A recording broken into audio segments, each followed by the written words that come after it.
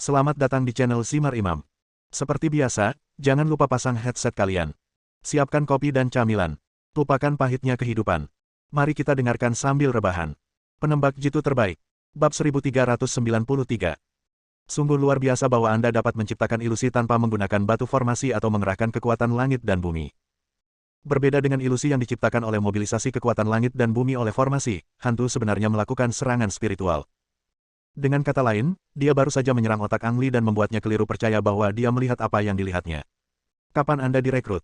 Lian melirik Feng Leixi, yang membawanya ke sini, dan tahu bahwa Feng Leixi telah melakukan sesuatu secara diam-diam, yang setidaknya membantu mengalihkan perhatiannya, jika tidak akan mudah bagi hantu itu untuk menyerangnya. Apapun yang terjadi, orang-orang dengan kekuatan supernatural tidak boleh dianggap remeh. Ambil contoh tadi, saya diserang oleh hantu dan jatuh ke dalam ilusi. Apakah yang Anda lihat di hadapan Anda adalah kenyataan atau ilusi? Mungkin dia telah tertipu saat melihat Feng Leixi. Orang yang benar-benar tahu cara menyerang secara mental adalah Feng Leixi, bukan hantu di depannya. Banyak pemikiran terlintas di benak Lian, dia masih mengagumi kemampuan negara adidaya. Orang-orang ini mungkin benar-benar bisa membantu ketika musuh datang ke bumi di masa depan. Izinkan saya memperkenalkan Anda kepada beberapa teman, kata Chen Chong tiba-tiba. Namaku Bayangan. Saat sebuah suara terdengar, Lian melihat bayangannya mulai menonjol ke atas, perlahan-lahan berubah menjadi bentuk manusia. Shadow, sesuai dengan namanya, memiliki kemampuan untuk bersembunyi di balik semua bayangan tanpa diketahui. Kemampuan ini cocok untuk memata-matai intelijen atau pembunuhan. Setelah melihat reaksi Lian, wajah Chen Chong memancarkan sedikit rasa bangga, dan dia melanjutkan, keduanya adalah peramal dan peramal. Seorang pria dengan telinga lebih besar dari telinga babi dan mata seperti bola lampu keluar. Kewaskitaan dan telinga yang legendaris. Selanjutnya, Lian melihat seorang pria kurus yang bisa langsung berubah menjadi pria berotot 3 kali lipat ukurannya, pria kuat dengan berbagai kemampuan. Dari segi kemampuan, negara adidaya secara garis besar dapat dibagi menjadi 3 kategori, fungsi, peningkatan, dan elemen. Misalnya Feng Leixi dan Pantom termasuk dalam sistem fungsional, yang satu bisa terbang dan yang lain bisa langsung menyerang otak manusia. Clairvoyance dan San Feng Er termasuk dalam sistem penguatan, salah satunya memperkuat mata dan yang lainnya memperkuat telinga. Untuk elemennya, kamu bisa menggunakan elemen kekuatan tertentu, seperti kekuatan mengendalikan angin, api, guntur, dan kilat. Setelah memperkenalkan berbagai kekuatan super, Chen Chong membawa Lian ke sebuah kamar sendirian. Kamu memintaku ke sini hanya untuk memperkenalkan pasukan supernaturalmu, kan? Lian bertanya. Chen Chong tersenyum pada awalnya, dan kemudian berkata dengan wajah serius, kamu benar, tujuan sebenarnya memanggilmu ke sini adalah untuk berharap kamu dapat bergabung. Bergabung. Lian menikmati kata itu dengan hati-hati. Chen Chong mengatupkan jari-jarinya. Lian memperhatikan bahwa Chen Chong mengenakan sepasang sarung tangan kulit hitam dengan pola logam hari ini, yang terasa sangat aneh. Terluka. Cuaca sekarang tidak dingin, bahkan sedikit hangat. Mengenakan sarung tangan tebal seperti itu pasti bukan untuk menghangatkan tubuh, melainkan untuk menutupi. Kemungkinan seseorang terluka pada kedua tangannya secara bersamaan relatif kecil. Jika tidak ingin ketahuan tanpa terluka, kemungkinan untuk menutupinya pun lebih besar. Apa yang dia coba tutupi? Mungkinkah dia juga melakukan eksperimen pada dirinya sendiri dan tangannya memiliki semacam kemampuan, atau mungkinkah eksperimennya gagal? Lian meletakkan kepalanya di atas tangannya dan tiba-tiba merasa dia terlalu banyak berpikir hari ini. Apakah ini gejala sisa dari serangan mental tadi? Ya, bergabunglah dengan kami. Chen Chong mengangguk. Meskipun program modifikasi genetik kami berhasil, tingkat keberhasilannya tidak terlalu tinggi. Mungkin juga karena kita belum cukup belajar dan belum bisa menguasai sepenuhnya kemampuan tersebut. Pembelajaran tidak cukup. Lian mengerti maksud Chen Chong. Di masa lalu, apakah itu manusia atau hewan, mutasi genetik akan terjadi selama mereka jatuh ke dalam lubang pembuangan. Dengan kata lain modifikasi genetik pada ras mekanik merupakan kemampuan yang sangat matang, dan kemungkinan keberhasilannya bisa dikatakan 100%. Chen Chong gagal, dan tingkat kegagalannya tidak rendah. Dia belum sepenuhnya menguasai teknologi ini dan masih perlu belajar. Belajarlah, dan jika Anda belajar, Anda akan memiliki kemungkinan untuk gagal lagi, dan objek kegagalannya adalah manusia. Inilah sebabnya mengapa Ang Li tidak menyukai modifikasi genetik. Beberapa orang akan mengatakan bahwa kegagalan adalah ibu dari kesuksesan. Jika ingin sukses, kegagalan harus dialami. Mungkin inilah sebabnya Ang Li tidak keberatan. Bahkan jika aku bergabung, sepertinya itu tidak meningkatkan peluang sukses, dan itu tidak akan membantumu. Lian memiringkan kepalanya dan berkata, terus memikirkan tujuan sebenarnya Chen Chong dalam pikirannya. Chen Chong sedikit menyesuaikan postur duduknya, membuatnya terlihat lebih serius, dan berkata dengan nada yang sedikit serius, Lian, aku tahu kamu pernah menjadi tentara, jadi aku tidak akan mengatakan lebih banyak omong kosong tentang mengabdi pada Ibu Pertiwi. Yang ingin saya katakan adalah kami membutuhkan Anda dan orang-orang kuat seperti Anda. Bergabung dengan kami adalah hubungan yang saling menguntungkan. Anda dapat membuat kekuatan keseluruhan pasukan khusus kami lebih kuat, dan kami dapat membuat Anda lebih kuat. Kamu ingin bereksperimen denganku? Lian sedikit terkejut. Apakah orang ini gila? Dia berencana untuk menjadi kelinci percobaannya. Kamu tidak bisa mengatakan sesuatu dengan kasar. Chen Chong berhenti sejenak dan kemudian melanjutkan. Ada banyak pejuang di ketentaraan, dan orang-orang ini sangat sadar dan berlomba-lomba untuk menjadi subjek percobaan. Tentu saja kami tidak akan menyia-nyiakan talenta seperti Anda dan akan menggunakannya untuk Anda ketika teknologi sudah lebih matang. Apakah teknologinya lebih matang? Oh, lagi pula, dia bukan kelinci percobaan. Lian diam-diam mengutuk di dalam hatinya, dan dia semakin tidak menyukai pria yang terlalu percaya diri di seberangnya. Bagaimana jika aku tidak mau bergabung? Hehe. Chen Zhan tiba-tiba tertawa. Dia tampak sangat bebas dan santai di permukaan, tetapi ada sedikit rasa dingin di matanya. Orang ini menyembunyikan pisau di senyumannya. Anda bukan lagi seorang tentara, kami tidak memiliki kekuatan mengikat terhadap Anda, dan kami tidak akan melakukan apapun terhadap Anda.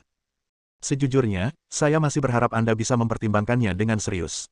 Tidak ada salahnya bergabung dengan kami, itu hanya akan membuat Anda lebih kuat.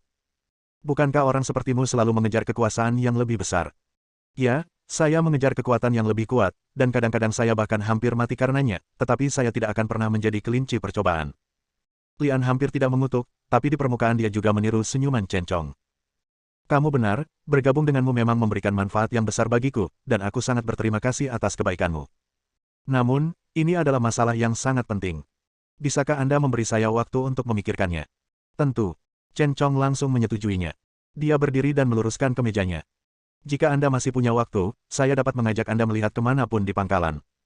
Ini juga akan memungkinkan Anda untuk mengenal kami lebih baik. Bab 1394. Lian tidak berniat melihat-lihat, dan dia tidak ingin membuang waktu di sini, jadi dia langsung menolak, lebih baik tinggalkan di lain hari. Adapun apakah aku akan bergabung denganmu atau tidak, tidak masalah. Selama negara membutuhkannya, saya dapat berkontribusi kapan saja. Seperti yang Anda katakan, saya adalah seorang tentara dan itu adalah tugas saya untuk melindungi negara. Senang sekali kamu mengatakan itu. Chen Chong tampak senang, berdiri dan berjalan menuju pintu. Kekuatan kemampuan akan menjadi rumahmu mulai sekarang, dan kami menyambutmu kembali kapan saja. Segalanya tampak normal. Bahkan jika Chen Chong Ming tahu bahwa Ang Li akan menolaknya, dia tidak akan putus di depan umum. Lian berdiri dan hendak pergi. Tanpa diduga, Chen Chong membuka pintu dan bergegas keluar. Apa artinya? Lian melangkah maju dan mengulurkan tangan untuk membuka pintu, tetapi sebelum jari-jarinya menyentuh pegangannya, bulu-bulu di punggung jari-jarinya meledak. Arus listrik, dan itu adalah arus tegangan tinggi. Senyuman muncul di bibir Lian, mengira Chen Chong terlalu naif. Saya telah menahan serangan guntur. Listrik bertegangan tinggi tidak ada apa-apanya dibandingkan dengan guntur. Lian, sebaiknya aku memberitahumu bahwa ruangan ini terbuat dari paduan dan dialirkan arus tegangan tinggi. Tidak mungkin kamu meninggalkan ruangan ini tanpa izinku. Saya memberi Anda satu kesempatan terakhir, dan Anda hanya dapat meninggalkan ruangan ini jika Anda bergabung dengan kami. Jika tidak, suara Chen Chong datang dari dalam ruangan, dengan sedikit amarah, tapi Lian tidak memberinya kesempatan untuk menyelesaikan kata-katanya. Ledakan. Lian langsung menggunakan panah petir untuk meledakkan atap, lalu terbang ke udara, menatap Chen Chong yang berdiri di tanah dengan ekspresi heran, dan mencibir, apalagi. Kamu lebih kuat dari terakhir kali aku melihatmu. Seru Chen Chong. Lian mendengus dingin. Jika bukan karena Chen Chong adalah seorang tentara dan ayahnya adalah seorang rekan seperjuangan, dia akan membunuh penjahat ini dengan satu pedang. Panggilan. Lian tidak ingin memperhatikan Chen Chong, dan ketika dia hendak pergi, dia melihat hembusan angin jahat datang dari atas kepalanya, dan Feng Leixi memukulnya dari atas dengan tongkat emas. Lian langsung menghindari serangan Feng Leixi, dan saat ini dia merasa seolah ada sesuatu yang mengenai kepalanya. Serangan psikis. Meskipun serangan mental hantu tersebut gagal melukai Lian dan dengan cepat diusir oleh Lian, serangan mental ini tetap berdampak pada Lian dan membuat tubuhnya melambat. Bang! Feng Leixi memanfaatkan kesempatan ini untuk memukul kepala Lian dengan getahnya. Lian segera kehilangan kendali dan menghantam tanah dari udara. Tiupan. Sebelum Lian sempat berdiri, sebuah bola besi besar dengan radius 5 meter menghantamnya. Hati-hati, jangan biarkan dia mati. Chen Chong buru-buru berteriak bahwa dia membutuhkan tikus putih, dan itu pasti tikus putih yang hidup. Setelah mendengar perintah tersebut, prajurit yang diperkuat itu buru-buru melangkah maju dan mendorong bola besi besar itu menjauh, ingin melihat apakah Lian sudah mati. Di mana orangnya? Setelah mendorong bola besi itu menjauh, prajurit itu menemukan bahwa Lian tidak ada di bawahnya, dan ada jalan tambahan di tanah. Cari dia dengan cepat, jangan biarkan dia kabur. Teriak Chen Chong mendesak. Engah. Begitu Chen Chong selesai berbicara, terdengar suara ledakan di tanah lebih dari 10 meter darinya, dan kemudian dia melihat naga bumi naik ke langit, langsung menuju Feng Leixi di udara. Feng Leixi melihat Lian mengeluarkan darah dari atas kepalanya dan memasang ekspresi jahat di wajahnya. Mengetahui bahwa dia telah benar-benar membuat marah Lian dengan pukulan itu, dia buru-buru melambaikan tongkat emas di tangannya dan memukul kepala Lian. Lagi, dia tidak peduli dengan perintah Chen Chong untuk hidup. Sekarang dia hanya ingin menyelamatkan hidupmu. Retakan. Lian meraih tongkat emas yang terjatuh itu dengan tangan kirinya, lalu mengepalkan tangan kanannya dan memukul tepat di dagu Feng Leixi. Ho ho ho. Guntur angin berputar cepat di udara seperti kincir angin dan menghilang. Dia hanyalah kekuatan superfungsional, dengan kemampuan terbang dengan kecepatan tinggi, tapi pertahanannya sangat biasa. Lian adalah orang kuat di alam spiritual tingkat pertama, dan bahkan alam spiritual tingkat kedua mungkin bukan lawannya. Bagaimana Feng Leixi bisa menahan pukulan amarahnya? Sekalipun Feng Leixi cukup beruntung masih hidup, saya yakin dia tidak akan dapat melakukan tugas apapun lagi. Tongkat emas Feng Leixi masih ada di tangan Lian, namun menghilang dalam sekejap mata dan ditelan seluruhnya oleh laba-laba pemakan emas. Setelah berhadapan dengan Feng Leixi, Lian terbang ke bawah dan menyerang prajurit yang kuat itu. Prajurit itu sedang memegang bola besi besar selebar 1 meter di tangannya. Tepat ketika dia hendak melempar bola besi itu ke arah Lian, Lian sudah tiba dan menginjak bola besi itu. Klik. Ada suara tajam dari pinggang prajurit itu, dan dia mengikuti pria itu dan berbalik, dan ditekan ke tanah oleh bola besi besar. Guntur berderak. Ketika Lian mendengar suara itu, dia berbalik dan melihat sarung tangan Chen Chong telah dilepas, tangannya terbakar hitam, dan listrik terus menyala di telapak tangannya. Kekuatan super. Lian menarik napas dalam-dalam. Segalanya persis seperti yang dia bayangkan, dan Chen Chong juga menjadi salah satu negara adidaya. Mengatakan bahwa Chen Chong benar-benar orang yang kejam, bagaimana dia bisa peduli pada orang lain jika dia tidak membiarkan dirinya pergi. Dengan ini, arus listrik menerpa Lian seperti naga yang berenang. Saat Lian ingin menghindar, ada suara teredam lagi di kepalanya, dan dia sekali lagi diserang secara mental oleh hantu itu. Ah! Lian mengusir kekuatan spiritual hantu itu, tetapi gagal menghindari serangan Chen Chong saat ini dan dipukul langsung di bagian dada. Meski arus listrik ini tidak sekuat petir, namun tetap membuat Lian merasa lumpuh, dan masih akan terpengaruh sampai batas tertentu. Engah! Bayangan itu tiba-tiba muncul dari belakang Lian, menusukkan pisau ke punggung Lian, lalu dengan cepat menghilang ke dalam bayangan. Dia mendapat getah di kepalanya, dan sekarang dia tersengat listrik dan ditusuk, semua karena hantu itu. Lian marah, dan sambil berpikir, pedang roh Tianshan terbang keluar. Sebelum Pantom berpikir untuk melarikan diri, pedang spiritual Tianshan melewati lehernya. Segera setelah itu, pedang roh Tianshan berbalik dan menyerang Chen Chong. Chen Chong buru-buru mengangkat tangan, dan arus listrik langsung mengenai pedang spiritual Tianshan, membuatnya sulit untuk digerakkan. Suara mendesing. Chen Chong mengangkat tangannya, dan arus listrik terbang langsung ke langit dengan pedang spiritual Tianshan. Gemuruh. Tiba-tiba terdengar suara guntur yang teredam di udara. Senyuman licik muncul di bibir Chen Chong. Semuanya berada di bawah perhitungannya, termasuk cuaca. Pedang roh Tianshan menjadi pengait, dan kekuatan guntur dan kilat diserap oleh Chen Chong dan menyerang Lian lagi. Tidak apa-apa jika dia tidak terluka. Sekarang dia terluka parah, Lian tidak dapat menahan serangan petir. Kakinya melemah dan dia jatuh ke tanah. Lian, belum terlambat bagimu untuk menyesalinya sekarang, pintu kekuatan supernatural masih terbuka untukmu. Teriak Chen Chong. Orang ini. Lian mendengus, mengertakkan gigi, berdiri lagi, dan mengeluarkan busur guntur.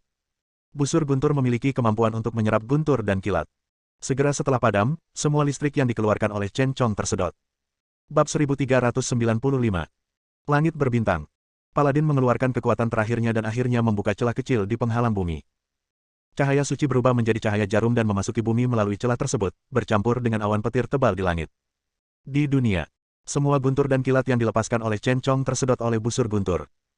Dia merasa sedikit cemas ketika dia tiba-tiba menemukan bahwa kekuatan guntur dan kilat yang masuk ke dalam tubuhnya agak tidak normal, tetapi dia tidak bisa mengungkapkannya. Dengan kata lain, jadi dia langsung mengeluarkan kekuatan ini lagi-lagi diserap oleh busur guntur. Bayangan itu mengintai dari balik bayang-bayang lagi, ingin menyerang Lian secara diam-diam, tapi kali ini Lian tidak memberinya kesempatan. Engah. Begitu kepala bayangan itu terlihat, ia dipotong oleh Tianshan Lingshan seperti daun bawang. Berdengung. Busur guntur yang berdiri di depan Lian tiba-tiba bergetar hebat, bergetar maju mundur seperti cangkang berisi air yang direbus. Apa yang terjadi? Lian diam-diam terkejut. Situasi ini belum pernah terjadi sebelumnya. Bahkan jika busur guntur diserang secara langsung oleh guntur, ia tetap stabil seperti gunung. Meledak. Lian mendapat firasat buruk dan khawatir tentang apa yang akan terjadi pada busur guntur. Dia secara naluriah mengulurkan tangan untuk memegang busur guntur, mencoba memutus hubungan antara busur guntur dan energi listrik yang dilepaskan oleh Chen Chong. Berdengung. Suara busur guntur menjadi keras, dan bola cahaya meledak menyelimuti Lian. Langit berbintang. Setelah serangan terkuat Paladin, tubuhnya terasa seperti dilubangi. Jika dia tidak sedang menunggang kuda, dia mungkin akan pingsan. Hah! Alis Paladin sedikit berkerut saat dia menyadari fenomena aneh itu. Setelah cahaya menghilang, Lian, Thunderbolt, dan Chen Chong semuanya menghilang. Setelah Lian diselimuti oleh cahaya yang dilepaskan oleh busur guntur, perintah ibu suri di tubuhnya bereaksi dan melepaskan cahaya giok yang redup. Lian merasa seperti menderita penyakit yang serius, mula-mula dia merasa panas di sekujur tubuhnya, lalu dia merasa seperti jatuh ke dalam gudang es. Dia tidak tahu berapa kali dia mengalami pergantian panas dan dingin ini, dan Lian perlahan-lahan tertidur lelap. Panggilan. Lian menghela nafas dan tubuhnya sedikit gemetar, seolah-olah dia baru saja mengalami mimpi buruk dan sedikit takut. Membuka matanya, Lian menemukan bahwa dia dipenjara di sebuah ruangan kecil. Ruangan itu gelap gulita dan udaranya sangat keruh. Di mana ini? Lian punya pertanyaan di benaknya, diikuti pertanyaan baru. Siapa saya? Pertanyaan kedua jelas bukan karena Lian kehilangan ingatannya, tetapi karena dia memiliki beberapa bagian ingatan lagi di benaknya, bagian ingatan yang bukan miliknya. Fragmen memori ini seperti terbangun dari mimpi buruk dan mencoba mengingat tetapi hanya dapat memikirkan beberapa gambar sederhana. Ang Li sangat yakin bahwa penggalan ingatan itu bukan berasal dari mimpi, melainkan benar-benar terjadi, namun bukan miliknya. Beberapa kenangan yang bukan milikmu. Lian menyadari bahwa segala sesuatunya menjadi aneh. Ini bukan satu-satunya hal yang aneh, ada hal lain yang sangat penting bagi Lian. Semua budidaya hilang. Lian menemukan bahwa budidayanya seolah-olah telah dicuri oleh pencuri, dan dantiannya benar-benar kosong. Bagaimana bisa? Mungkinkah itu disebabkan oleh ledakan Thunderbolt? Lian memiliki beberapa tebakan di benaknya, dan setelah pemeriksaan diri lebih lanjut, dia menemukan bahwa selain kehilangan semua budidayanya, semua hartanya termasuk perintah ibu suri, kelopak bunga persik yang menyelamatkan nyawa, dan gelang penyimpanan juga hilang. Segalanya menjadi semakin aneh. Lian dirampok oleh seorang pencuri, dan pencuri sialan ini bahkan mengganti pakaiannya, jas. Karena sering berkelahi, Lian jarang mengenakan pakaian formal kecuali sedang menghadiri beberapa acara formal. Pertarungannya dengan Chen Chong sama sekali bukan acara formal. Belum lagi bajunya hangus setelah disambar petir, dan seharusnya bajunya robek hanya oleh pisau dari Shadow. Tidak ada apa-apa. Pakaiannya sangat bersih dan teksturnya terasa seperti baru dibeli dari toko pakaian. Ngomong-ngomong, luka yang diderita oleh pisau yang ditusuk oleh Shadow sepertinya sudah sembuh. Lian tidak terlalu memperhatikan lukanya. Bagaimanapun, dia berada di alam spiritual tingkat pertama. Hanya saja ada hal lain yang terlalu aneh sehingga membuat Lian curiga. Setelah memeriksa diri sendiri, Lian mulai menjelajahi lingkungan sekitar. Ruang ini terlalu kecil. Saya menggerakkan tangan saya lebih dari 10 cm ke kedua sisi sebelum membentur dinding. Saya bahkan tidak bisa merentangkan tangan lurus ke atas sebelum membentur dinding lagi. Kotak. Mungkinkah itu peti mati? Dong-dong. Lian mengetukkan jarinya dengan ringan dan mengeluarkan suara yang membosankan. Bahannya kayu, jadi bisa jadi itu peti mati. Mengapa saya berada di dalam peti mati? Mungkinkah saya sudah mati? Lian yakin dia masih hidup. Tidak hanya dia bernapas, tapi jantungnya juga berdetak kencang dan bertenaga. Satu-satunya masalah adalah dia memang berada di dalam peti mati. Lian mengulurkan tangan, mencoba melihat apakah dia bisa membuka tutup peti mati. Jika dia tidak kehilangan budidayanya, peti mati kayu seperti itu tidak akan mampu menjebak Lian sama sekali. Dia bahkan tidak perlu menggunakan tangannya, dia bisa menghancurkannya hanya dengan mengerahkan energinya. Agak sulit sekarang, kultivasi Lian telah menghilang begitu saja. Tubuhnya masih terasa sedikit tidak nyaman dan dia merasa sedikit tidak berdaya. Jika tutup peti mati sudah disegel, akan merepotkan. Dengan kondisi fisik Lian saat ini, dia mungkin benar-benar akan terjebak dan mati di sini. Jika tidak ada segel, masalahnya akan mudah teratasi. Lian telah menyentuh tutup peti mati dengan tangannya, dan saat dia hendak mengerahkan kekuatannya, samar-samar dia mendengar gerakan di luar. Langkah kaki. Seseorang akan datang. Bahkan melalui peti mati, Lian dapat merasakan bahwa orang-orang di luar sangat berhati-hati dan bahkan sedikit gugup. Bayangkan tiba-tiba ada suara di dalam peti mati. Sungguh aneh jika orang yang menjaga di luar tidak gugup dan takut. Dia masih belum tahu di mana dia berada, dan terjebak di peti mati seperti orang mati. Setiap detail mengingatkan Ang Li bahwa dia harus berhati-hati, hati-hati, dan hati-hati lagi. Lian mengambil kembali tangannya dari tutup peti mati dan meletakkannya di tempatnya ketika dia bangun. Dia menutup matanya dan menahan napas, tampak seperti dia benar-benar mati. Langkah kaki itu berhenti di samping peti mati. Pihak lain pasti sedang mengamati. Setelah beberapa detik, terdengar sedikit suara. Lian menduga dia pasti menempelkan telinganya ke peti mati, mencoba memastikan apakah ada suara di dalam. Sekarang Ang Li punya dua pilihan. Pertama, terus berpura-pura mati dan tunggu sampai orang lain pergi sebelum mencoba membuka peti mati dan pergi. Kedua, teruslah bersuara untuk lebih menarik perhatian pihak lain, dan pihak lain mungkin akan membantu Anda membuka peti mati. Setelah ragu-ragu kurang dari 2 detik, Lian memilih opsi pertama dan terus berpura-pura mati. Siapa yang bisa menjamin bahwa orang yang berdiri di luar peti mati itu pasti orang baik? Mungkin pihak lain akan ketakutan dan mengubur diri hidup-hidup atau membuangnya ke krematorium. Risikonya terlalu besar untuk diambil. Bab 1396. Suara langkah kaki yang hampir keluar terdengar. Berpura-pura mati, Lian masih membuat takut pihak lain. Setelah suaranya benar-benar hilang, Lian menekankan tangannya pada tutup peti mati lagi, kali ini jauh lebih cepat dari sebelumnya. Bagi Lian yang sedang kurang sehat, tutup peti mati itu berat banget, tapi dengan usahanya, dia tetap mengeluarkan suara kayu yang bergesekan, lalu mengangkatnya. Untungnya, tidak ada paku yang tersegel di peti mati tersebut. Ang Li tiba-tiba merasa bahwa dirinya adalah orang yang beruntung, setidaknya dalam situasi putus asa ini. Dia tidak tahu apa yang terjadi di luar, tapi Lian tidak berani mengangkat tutup peti mati terlalu banyak. Dia hanya mengangkat celah setebal koin, lalu dia duduk dengan enggan, meletakkan bahunya di atas peti mati tutupnya, dan menekan tangan kanannya kembali ke bawah, sehingga dia bisa tangguh untuk meminimalkan aktivitas fisik. Setelah menstabilkan tutup peti mati, Lian melihat keluar melalui celah. Ruang luarnya kecil dan didekorasi dengan elegan, dikelilingi oleh bunga-bunga putih, tampak seperti aula berkabung. Sebuah peti mati dan ruang duka, Lian sekali lagi menegaskan bahwa dia telah meninggal sebelumnya. Orang yang baru saja ketakutan pastilah orang yang membangunkannya. Tidak ada seorang pun di ruangan itu, jadi ini adalah kesempatan bagus bagi Lian untuk mengangkat tutup peti mati dengan paksa dan melompat keluar dari dalam. Sebelum dia bisa berdiri teguh, Lian terhuyung dan hampir jatuh ke tanah. Baru saja, beberapa bagian sepele terlintas di benaknya, termasuk adegan baku tembak dengan orang dan melarikan diri kematian. Ang Li yakin bahwa dia belum pernah mengalami hal-hal dalam gambar tersebut, tetapi hal itu memberinya perasaan akan keberadaan nyata dan memberinya perasaan krisis. Hanya ada satu jalan keluar dari rumah. Bagi orang biasa, yang paling perlu dilakukan Lian saat ini adalah pergi secepatnya. Adapun kemana harus pergi?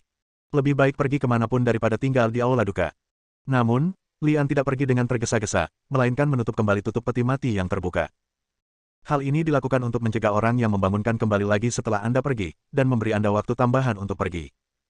Setelah menutup tutup peti mati, Lian segera pergi, tetapi berhenti ketika dia sampai di pintu. Itu adalah dua pintu kaca gelap. Pantulan di dalamnya dapat digunakan sebagai cermin, memungkinkan Lian melihat seperti apa rupanya. Seorang pemuda tampan dengan tinggi 1,75 meter berdiri di sana, kecuali warna kulitnya yang mirip, Lian tidak bisa melihat apapun tentang dirinya yang sama dengannya. Bepergian melintasi waktu. Ang Li tahu bahwa ini ditulis di banyak novel online, tetapi dia tidak menyangka bahwa dia benar-benar akan melakukan perjalanan melintasi waktu dan dirasuki oleh hantu sial bernama sama dengan dirinya. Benar sekali jika dikatakan bahwa pemilik ini adalah hantu sial, karena dia memang sudah mati. Jika tidak, Ang Li tidak akan memiliki kesempatan untuk melakukan perjalanan melintasi waktu dan merasukinya. Selain nama Lian, pengetahuan Lian tentang pemiliknya masih sangat terbatas. Ia hanya mengetahui bahwa dirinya sedang diburu dan sudah mati. Adapun siapa yang mendekorasi ruang duka ini, kami tidak tahu siapa penjaganya. Lian menggelengkan kepalanya sedikit dan berhenti berpikir terlalu banyak. Dia tahu bahwa dia dalam masalah besar sekarang. Selain harus mencari cara untuk kembali, ia juga harus menghadapi kenyataan bahwa pemiliknya sedang diburu. Meski pemiliknya dikabarkan sudah meninggal, pengalaman memberitahu Ang Li bahwa orang yang mengejarnya mungkin tidak mempercayainya. Mungkin orang yang mengatur aula berkabung ini hanya untuk membiarkan para pengejarnya memverifikasinya, lagi pula, tidak ada yang lebih meyakinkan daripada mayat. Dadada. Suara langkah kaki yang cepat terdengar. Lian, yang baru saja hendak pergi, merasa gugup. Dia tidak yakin bahwa orang yang kembali adalah orang yang baru saja pergi. Sekalipun benar, tidak ada jaminan bahwa orang yang membangunkannya tidak akan mempunyai niat buruk terhadapnya. Melihat kembali ke aula duka, Lian menemukan bahwa hanya ada sedikit tempat untuk bersembunyi di aula duka. Selain peti mati, hanya ada bagian bawah peti mati menyembunyikan orang. Sudah terlambat untuk bersembunyi di peti mati. Lian melangkah pelan, berlari kembali lebih cepat, dan bersembunyi di bawah peti mati sebelum pihak lain masuk. Langkah kaki juga terdengar saat ini. Pihak lain berhenti sebentar di depan pintu, mungkin mengamati situasi di dalam aula berkabung, dan kemudian berjalan lurus menuju peti mati. Kain roh hampir terseret ke tanah, memberikan perlindungan bagi Lian tetapi juga membatasi bidang penglihatannya. Baru setelah pihak lain berdiri di depan peti mati dia melihat sepasang kaki, dan pada saat yang sama dia juga melihat kapak tergantung hampir di kakinya. Kapak ini sangat tajam, diperkirakan jika mengenai kepala seseorang dapat langsung membelah tengkoraknya. Saya tidak tahu apakah itu karena dia berjalan terlalu cepat sekarang, tetapi napas orang tersebut agak pendek. Dia berdiri di depan peti mati dan mengatur pernapasannya, lalu mendengarkan dengan cermat. Setelah beberapa detik, dia meletakkan tangannya di tutup peti mati. Mencicit. Suara tutup peti mati bergerak terdengar, dan pada saat yang sama, kapak menghilang dari pandangan Lian. Fragmen ingatan dari pemilik asli dan tindakan pihak lain membuat Lian merasakan permusuhan yang mendalam. Lian tahu bahwa pihak lain akan membungkuk untuk memeriksa apakah tidak ada orang di dalam peti mati. Tanpa ragu-ragu, dia mengulurkan tangannya dan meraih kaki pihak lain dan menariknya dengan kuat. Suara, boom. Sebelum pihak lain sempat melihat dengan jelas apa yang terjadi di dalam peti mati, dia kehilangan kendali atas tubuhnya dan terjatuh ke belakang, pantatnya serta lantai marmer yang keras melakukan ciuman mesra. Lian mendorong ke belakang dan terus menarik lawannya. Ruang kecil di bawah peti mati dapat membatasi pergerakan lawan secara maksimal, seperti mencegahnya mengangkat kapak tinggi-tinggi. Bang! Ada dampak lain, mungkin kepala orang lain terbentur peti mati yang berat. Lian bisa merasakan tubuh pihak lain bersandar ke belakang, memungkinkan dia menarik pihak lain dengan lebih nyaman. Retakan. Lian melompat ke depan, mengepalkan tangan kanannya dan memukul kepala lawan dengan keras. Pukulan ini membuat lawan sedikit bingung. Memanfaatkan kesempatan tersebut, Lian meraih kapak dari tangan lawan dengan tangan kirinya dan menempelkan bilah kapak tajamnya ke leher lawan. Dia memiliki rambut hitam, kulit kuning, dan kerutan di wajahnya. Dia mungkin berusia 50 tahun. Dia terlihat agak kurus, tetapi memiliki banyak kekuatan. Dia jelas merupakan orang yang terlatih secara profesional. Kamu belum mati. Suara pihak lain bergetar saat dia melihat wajah Lian, dan wajahnya mulai memucat. Mengapa menurut Anda, saya tidak mati? Alih-alih berpikir, saya adalah hantu. Tampaknya, aku, yang hidup lebih menakutkan daripada, aku, yang mati. Lian menafsirkan banyak informasi dari reaksi pihak lain, tetapi bagian ingatan di benaknya tidak banyak membantu, setidaknya tidak membuatnya memikirkan lebih banyak hal. Kemungkinan besar pemilik aslinya tidak mengetahui, pengusung jenazah, di depannya, atau pria di depannya tidak ada di sini untuk melihat jenazah sama sekali, tetapi untuk memeriksa apakah dia benar-benar mati. Bersambung.